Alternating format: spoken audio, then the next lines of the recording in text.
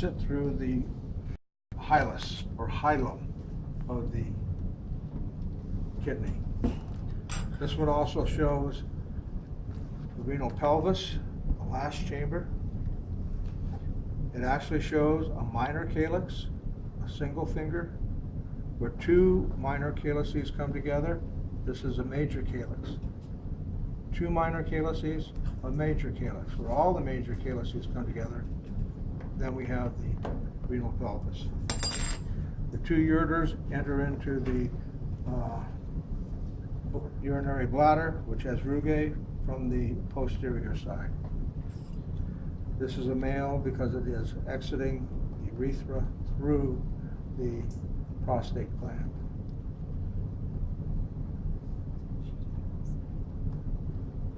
I got it from the sky view. You know, the prostate gland. Oh no, I got the sky view.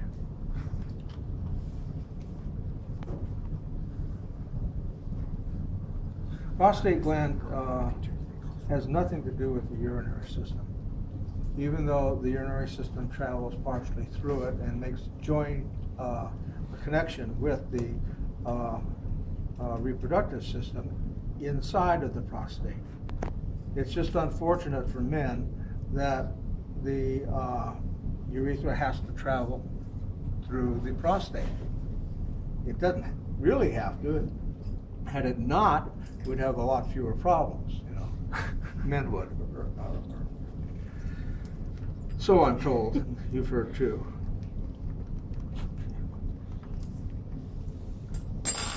Okay.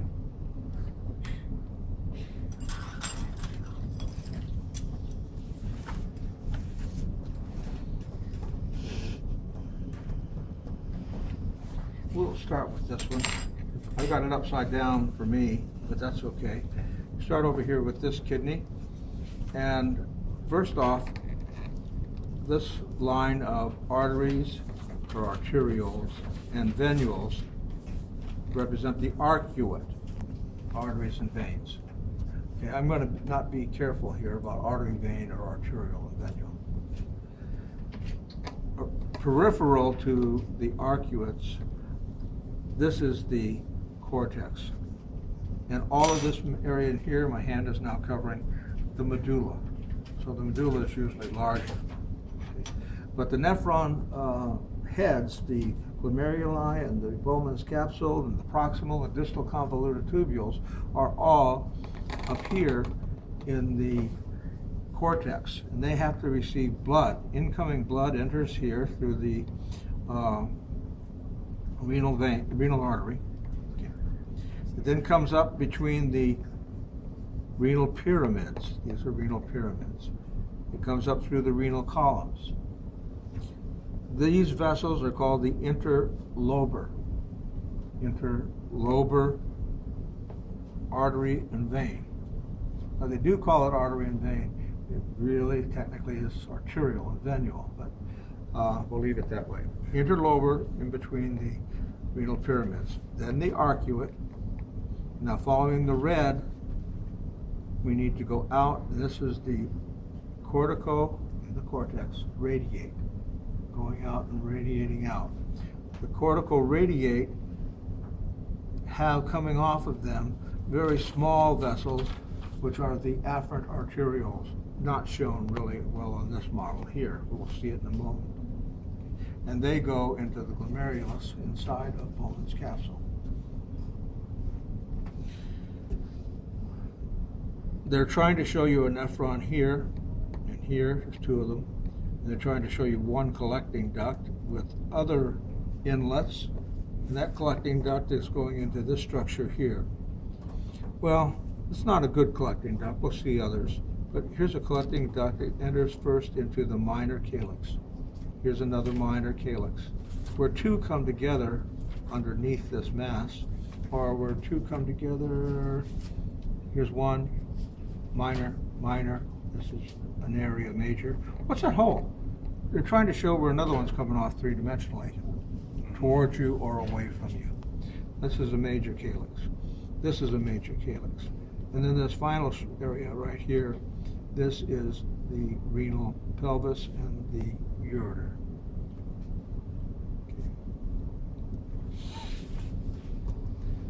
This one shows the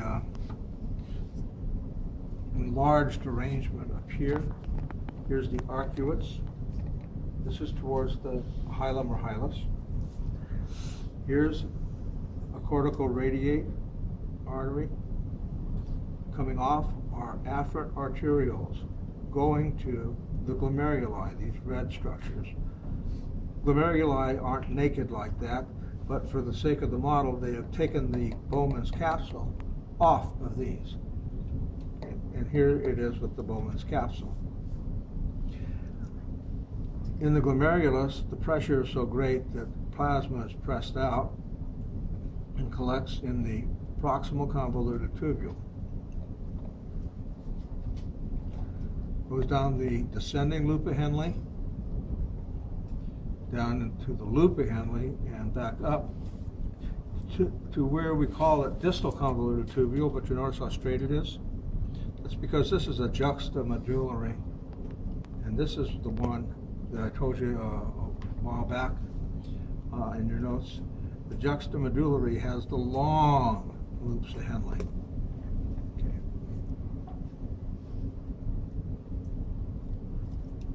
It makes for a more concentrated urine also. And then here to the collecting duct. This is a cortical nephron. I never gave you that term. I'm just saying it tonight. I want you to know the juxtamedullary for that extra credit possibility that you have on the final exam. Remember those questions I gave you that night, Todd? And I said there'd be about 5 questions asked, and if you're good enough to hit any of them, you'll add 2 points for each one. Or one, what did I say? One, of course you'll say 2 points. 10 points. Yeah, I know you didn't say 2 that. points for each one. 10 points. No, I knew that was coming. No, I said, no. Don't worry. Those extra credit ones are hard, okay? They're not really part of the test. Now, let's get back to this. Worry about that later. Okay.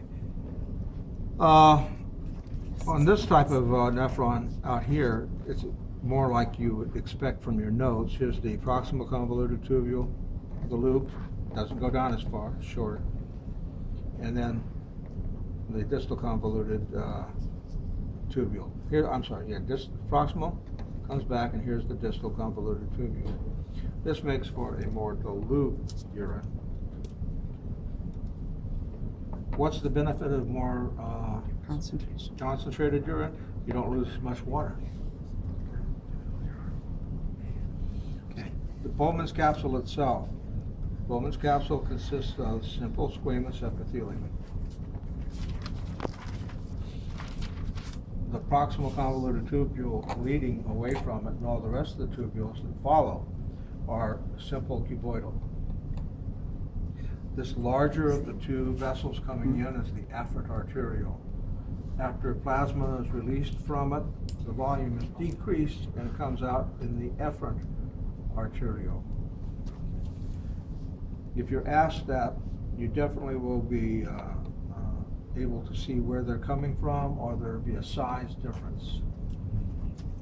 This is the glomerulus itself.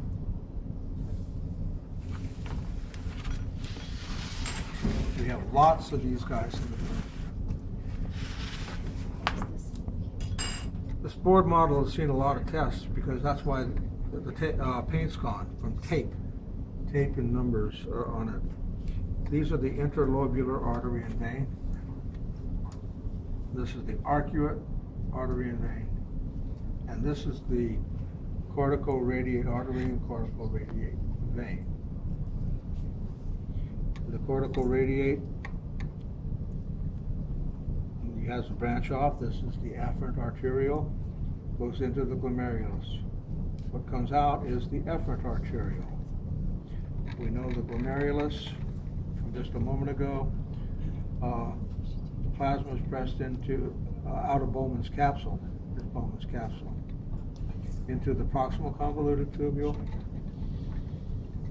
descending loop, ascending loop of Henle, distal convoluted tubule, and then the collecting duct. The vasa recta originates from the efferent arteriole, spreads out like a hairnet over everything, and recollects the desirable material. It tries to recollect some of the water, because water is quite desirable too. In your reading, you may have come across or stumbled across the term peritubular vessels, and that's them too. Same thing. I call it vasa recta for so long. Most of the books have too.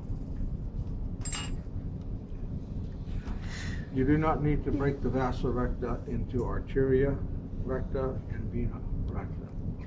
You used to have it, but you never asked it. That comes back here to the cortical radiate vein, arcuate vein, and interlobar vein and